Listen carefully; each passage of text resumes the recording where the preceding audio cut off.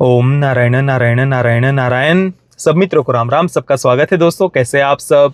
तो दोस्तों अभी हम बात करने वाले हैं थंडरबोल्ट्स के बारे में। आज 1 मई गुरुवार को रिलीज हुई ये दूसरी फिल्म है जिसका हम रिव्यू करने जा रहे हैं। रेड 2 का रिव्यू मैंने ऑलरेडी अपलोड कर दिया है, वो आपने अगर नहीं देखा तो उसे अवश्य अवश्य देखना।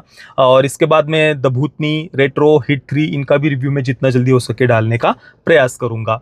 तो थंडरबोल्ट्स के डायरेक्टर है जैक श्रायर, जो इससे पहले 2012 और 15 में उनकी 2 स्मॉल बजट फिल्में आई हुई है। इसके अलावा नेटफ्लिक्स की 2 सीरीज, बीफ के 6 एपिसोड्स को और ब्रांड न्यू चेरी फ्लेवर के 2 एपिसोड्स को उन्होंने डायरेक्ट किया है। बीफ एक इंटरेस्टिंग सीरीज थी, उसका हमने रिव्यू भी किया हुआ है। ब्रांड न्यू चेरी फ्लेवर उसको हम विचित्र कह सकते हैं, मतलब टेक्निकली वेल मेड है, पर जो बातें उसमें दिखाई गई है ना वो बहुत ज़्यादा, थोड़ी बहुत नहीं बहुत ज़्यादा विचित्र थी। तो थंडरबोल्ट से मेरे कोई भी एक्सपेक्टेशंस नहीं थे। ट्रेलर भी मुझे कुछ खास इसका पसंद नहीं आया था। जितना मैंने पढ़ा, एमसीयू की कुछ 36वीं ये फिल्म है, फेज 5 की आखिरी फिल्म इसे बताया जा रहा है। और मैं सच कहूँ तो मुझे कोई मतलब ही नहीं रहा है कौन सा फेज चल रहा है, उसकी कौन सी फिल्म है, इसके बाद कौन सा फेज आने वाला है, उसमें क्या आने वाला है। मेरा मन ही उठ गया है। और ये बात मैंने एंड गेम के बाद से जितना भी एमसीयू के कंटेंट का रिव्यू किया है, हर एक में मैंने कहा था कि भाई एंड गेम के बाद में मार्वल को कुछ अलग करना चाहिए था। उन्हीं बातों को ज़्यादा नहीं खींचना चाहिए। रबड़ को भी ज़्यादा खींचते हैं तो टूट जाता है, चंदन को भी ज़्यादा घिसते हैं तो वो भी आग पकड़ लेता है, भले ही कितना ही शीतल हो चंदन। तो ये मार्वल ने वही गलती की है, घिसते गए और मेरा अभी अधिकतर ऑडियंस का मन उठ गया है। आप देखिए ना, डिज्नी प्लस पर कितना सारा कंटेंट आया, मैंने बहुत सारा उसमें से देखा ही नहीं है। शुरुआत में थोड़ा ट्रैक करने का प्रयास किया था और अभी मन ही नहीं करता, देखना भी नहीं है। थंडरबोल्ट्स का ट्रेलर भी मुझे कुछ खास पसंद नहीं आया था, और अभी फिल्म देखने के बाद भी मैं यही कहूँगा कि फिल्म का भी ओवरऑल एक्सपीरियंस ऐसा ही था। मतलब फिल्म खराब नहीं थी थंडरबोल्ट्स, पर जस्ट उसमें कुछ ऐसा नहीं है कि हम उसकी प्रशंसा करें या वो देख करके बिल्कुल ही हम उछल कूद मचाए, या फिल्म का एक्सपीरियंस बहुत कुछ बढ़िया था यार, कुछ अलग देख लिया, या हम दूसरों को रिकमेंड करें कि भाई नहीं यार देखनी ही पड़ेगी। ऐसा ऐसा कुछ भी फिल्म में नहीं है। और ओवरऑल हम इसको अच्छा भी नहीं कह सकते, जस्ट एक एवरेज फिल्म इसको कहना ज़्यादा सही रहेगा। कहानी में भी कुछ भी ऐसा नया या अलग फिल्म में नहीं था। वैसे मैं ये स्पॉइलर फ्री रखने वाला हूँ, कुछ कहानी वगैरह नहीं बताऊंगा, पर अगर ट्रेलर में जो बातें दिखाई है वही बताऊं तो सीआई के जो डायरेक्टर है वैलेंटिना डी फॉन्टेन, वो अपने कुछ भाड़े के गुंडों को मर्सिनरीज को, जिनमें कुछ थोड़े बहुत सुपर पावर्स वगैरह है, उनको एक जगह पर भेजती है।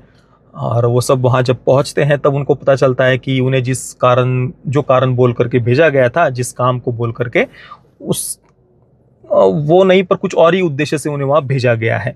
अब क्या उद्देश्य था उनको वहाँ भेजने का, वैलेंटिना उनसे क्या करवाना चाहती है, या वहाँ जाने के बाद इन सब के साथ में क्या होगा।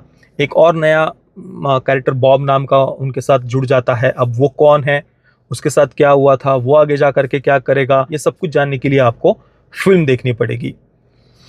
अब देखिए, ये कुछ जो 4-5 मुख्य पात्र थे थंडरबोल्ट्स की टीम के, मैं सच कह रहा हूं उनमें से एक का भी नाम याद रखने का भी मुझे मन नहीं हुआ, याद रहा ही नहीं। मतलब फिल्म देखने के बाद भी, अब हम एक सुपर हीरो फिल्म देखने के लिए जा रहे हैं, और अगर हम वो फिल्म देखने के बाद भी उन सुपर हीरोज के नाम भी हमें याद नहीं रहे तो आप समझ लीजिए क्या मतलब रहा फिर उस पूरी फिल्म का। और मैं मजाक नहीं कर रहा, मेरे तो नहीं रहे भाई, फिल्म याद रखने का भी मन नहीं किया। ऐसा नहीं कि मैंने पढ़ा नहीं, पढ़े मैंने, पर वो ऐसा मैं पढ़ने के बाद मैंने सोचा हो कि भाई मुझे ये याद रखने हैं, या ये कैरेक्टर इंटरेस्टिंग था, इसके बारे में मुझे जानना है, इसके सुपर पावर्स के बारे में मैं जानूं। ऐसा किसी भी कैरेक्टर को देख करके अंदर से कुछ हुआ ही नहीं, भाव ही नहीं उठा। तो मैंने वो नाम याद भी नहीं किया और याद करने की इच्छा भी नहीं। एक जस्ट वो हमारे स्ट्रेंजर थिंग्स के जो जिम हॉपर, डेविड हार्बर ने यहाँ पर एक कैरेक्टर जो प्ले किया है, वो अपने आप को रेड गार्डियन कहता है। एक पुरानी सी जो लिमो वगैरह जो भी कहा जाता है, एक लग्जरी कार बहुत पुरानी जो खटारा हो चुकी है, उसको लेकर के वो घूमते हुए दिखाया है। तो वो एक कैरेक्टर थोड़ा सा आपको हो सकता है कि इंटरेस्टिंग लगे, पर उसके अलावा तो ऐसा एक भी पात्र नहीं था फिल्म में कि जिसके साथ मैं कनेक्ट हो पाऊँ।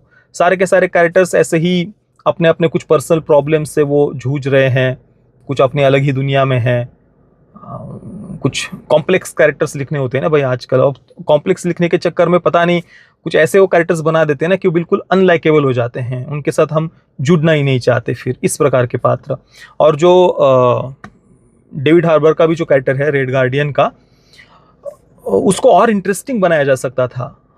वो जो पिता का पात्र है एंडिंग में जाकर के थोड़ा सा वो भावुक करने का भी प्रयास कर रहे हैं, पर उस कैरेक्टर को ठीक तरीके से लिखा नहीं गया, ठीक से उन्होंने डेवलप भी नहीं किया।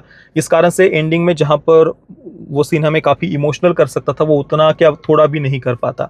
उस पिता के पात्र को और बढ़िया तरीके से लिखा जा सकता था, पिता और पुत्री के रिलेशनशिप को भी और ज़्यादा अच्छे तरीके से और ज़्यादा दर्शकों को भावुक कर पाए इस प्रकार से लिखा जा सकता था। पर वो वहाँ पर भी फिल्म लगभग असफल ही होती है, ऐसा कहना पड़ेगा। बाकी जो मेन विलन है उसके सुपर पावर्स वगैरह इंटरेस्टिंग थे। वो एक पार्ट थोड़ा सा आपको लगेगा कि चलो यार कुछ अलग सुपर पावर दिख रहे हैं इसमें, और उसको देख करके लगेगा कि भाई सुपर हीरो होना चाहिए तो ऐसा, जिसके कोई लिमिटेशंस ही नहीं है। लगभग सारे के सारे हर प्रकार के सुपर पावर्स उस विलन में देखने को मिलेंगे। तो वो एक कैरेक्टर थोड़ा सा विलन का मैं कहूँगा कि इंटरेस्टिंग था, पर वो भी जस्ट थोड़ी देर के लिए ही वो थोड़े बहुत कुछ उसके सुपर पावर्स दिखते हैं। पर ओवरऑल उस कैरेक्टर में भी कुछ हम बहुत इमोशनली इन्वॉल्व हो, कुछ जुड़े हो, ऐसा नहीं। जस्ट ठीक है, हम देख रहे थे, फिल्म चल रही थी इन अनइंटरेस्टिंग से कैरेक्टर्स के साथ में। वो विलन का कैरेक्टर है वो भी कुछ अपने सुपर पावर्स वगैरह एंडिंग में दिखा देता है, वो भी जस्ट हम देख लेते हैं कुछ 1-2-3 मिनट तक। पर ऐसा कुछ ओवरऑल एक्सपीरियंस में कुछ बहुत हमें ऐसा फिल्म ने सरप्राइज करती हो, ऐसा तो फिल्म में कुछ भी नहीं था। और आज मैंने फर्स्ट डे फर्स्ट शो देखा। सुबह सबसे पहले मैंने थंडरबोल्ट्स को ही देखा था, अंग्रेजी में मैंने फिल्म को देखा, और ऑडियंस बिल्कुल शांत थी, बिल्कुल शांत पूरी फिल्म में। मतलब जैसे कि मार्वल के फर्स्ट डे फर्स्ट शो में अगर हम जाते हैं मार्वल की किसी फिल्म में, तो वो मार्वल का लोगो आते ही सब कुछ चीखना चिल्लाना वगैरह चालू हो जाता है, जितना मैंने इतने वर्षों में देखा है। आज किसी को कोई जैसे लेना देना ही नहीं था। हाँ, ऑडियंस ठीक ठाक थी, कुछ 50% तक भरा हुआ था थिएटर, पर शांत थे सब।